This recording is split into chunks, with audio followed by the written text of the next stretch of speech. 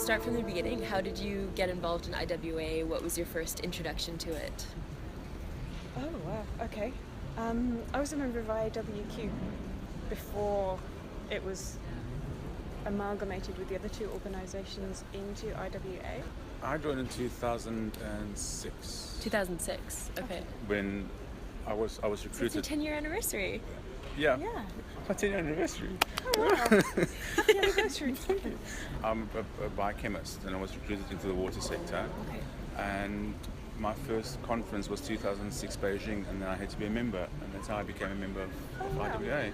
It is So we actually were 10 in years. Beijing and we didn't know each other. Okay. And you met in Beijing? No. No. So what happened after that is I met up with Adrian at that stage, or I heard about the young water professionals and didn't sign up.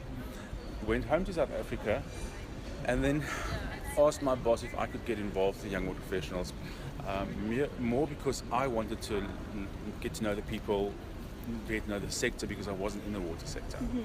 So my boss sent me in 2008 to America for the International Young Water Professional Conference.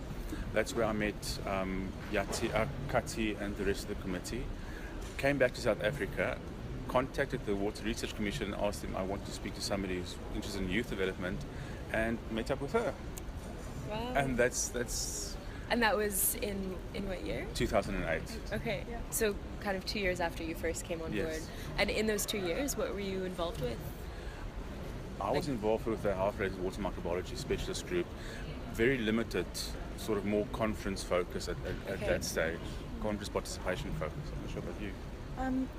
No, not so much. I was in the UK until 2002. Okay. And in 2001, Mike Story came up from Australia because I was working with Richard Stutz, who's an academic here that was my immediate line manager, I guess, at Cranfield University. And we did the first Oh, you were at Cranfield. UK YWP conference in 2001 with like 15 people. It was tiny thing. And it was huge fun. But then I moved to South Africa. On arrival was sort of advised, I guess, that you need a local professional network. So I joined WISA, which is the Water Institute of Southern Africa. And then in 2008, when I moved from Grahamstown, which is, when I say it's a small town, if you look at it on the map, it's not much. Okay. It's that smaller town. And then moved to the Water Research Commission and wanted to start up young water professionals. So when TG contacted the WRC and said, I'm interested in starting YWP, and I went, well, so am I. So we did. Yeah, we did. With 250 runs of your money. Yes. 250 of mine. So that we had a slush fund. Wow. opened a bank Of your account. own money. Yeah, we opened. We couldn't get funding. Nobody was really interested in funding us, and we decided the best We'll way do to it start ourselves then. a network was to start with a conference. Yeah. So we did everything backwards. It's the best way to do things, right? We did a conference, and our first conference was like 300 people. 380 people. Yeah. There was More than you 380 expected. people. Totally. We Totally thought more. maybe we could get 100 people interested. That we faked it enough so that we hold a conference and we put out all this stuff through electronic communication and make it look like something exists that you just come and join rather than there's just two of us. Then people will come and join. So And that's fake it till actually you what become happened. it instead of Exactly. fake it till Exactly. And you don't need more than 20 euros each. No, you Literally. absolutely don't. We started with like So- $50. You're a chemist by background. Biochemist. And biochemist.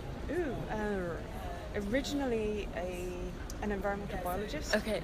And then I did a master's in manufacturing and a PhD in pharmaceutical waste Oh, treatment. wow. And now I work in the mining sector. So Fascinating. all sorts. Interesting. Yeah. If it's dirty, I'm interested, basically. Good quote. But if it needs cleaning, then I'm your girl.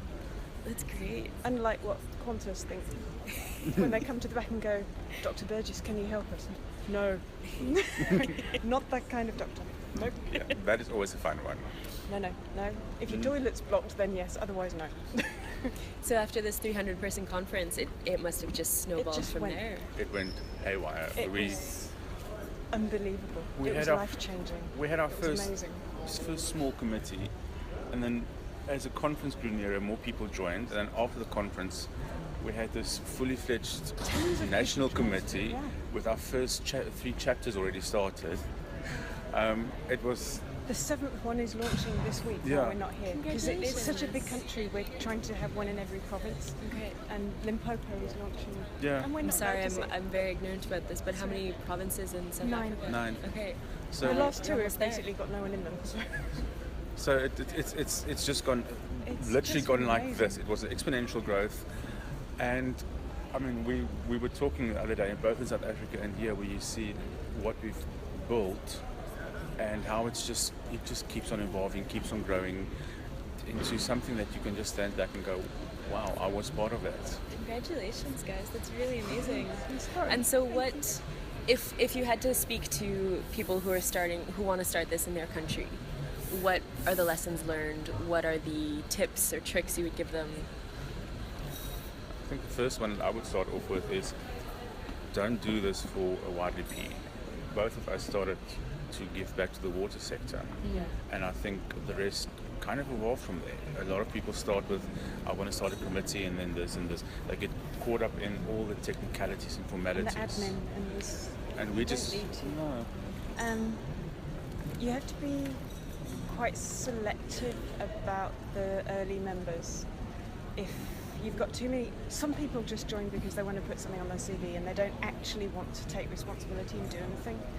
And you have to be quite cautious, not to be rude, but to get rid of them. Which sounds awful, but what we did was set it up that if you didn't get to 2 meetings and you didn't send inputs, then you were considered to have resigned yourself, because you can't. There was only 2 of us, and then it became 4 of us, but we couldn't afford any passengers. It was already a lot of work, and it was actually easier to know that you had a group of 4 people and they actually would all do a quarter of the work than 10 people and 6 of them didn't want to do anything. Because I mean, what people don't realise, this is a lot of work. It is a lot of work. We all refer to it as our second job, and it literally is And a second job. It takes almost as much time. But and we it's the never best paid part. anyone. It's the best job to have. And I would never do this anyway. Anyway, I different. wouldn't change anything, no. It's the Absolutely best not. job to I have. really wish I had a video camera right now filming you. This is beautiful. No, I it's- think It's just the most amazing I thing. think both of us have been at events where we actually said if we could get paid to do this and do this full time, we would do this.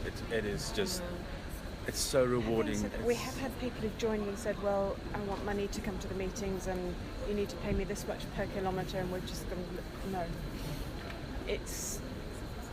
We expect people to volunteer their time and commitment, and there isn't anything in it for you immediately.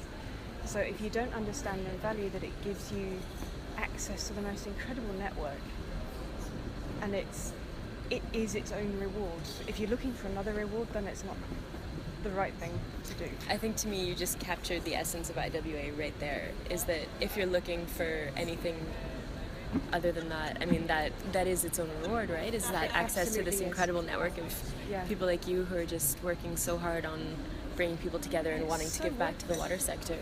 We've been doing it since 2008, so 8 years. That is.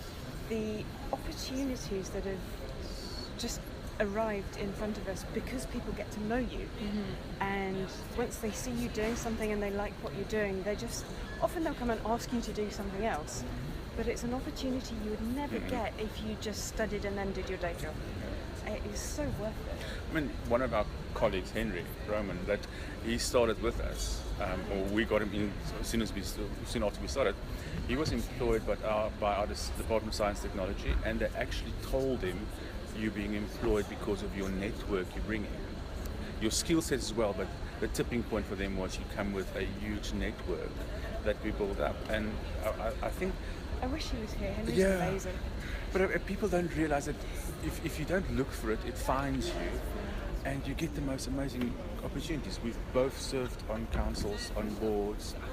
We're now both fellows. We do amazing things all over the world. We get to travel. But one thing that we always say is that make sure if your employer is on board, anything is possible.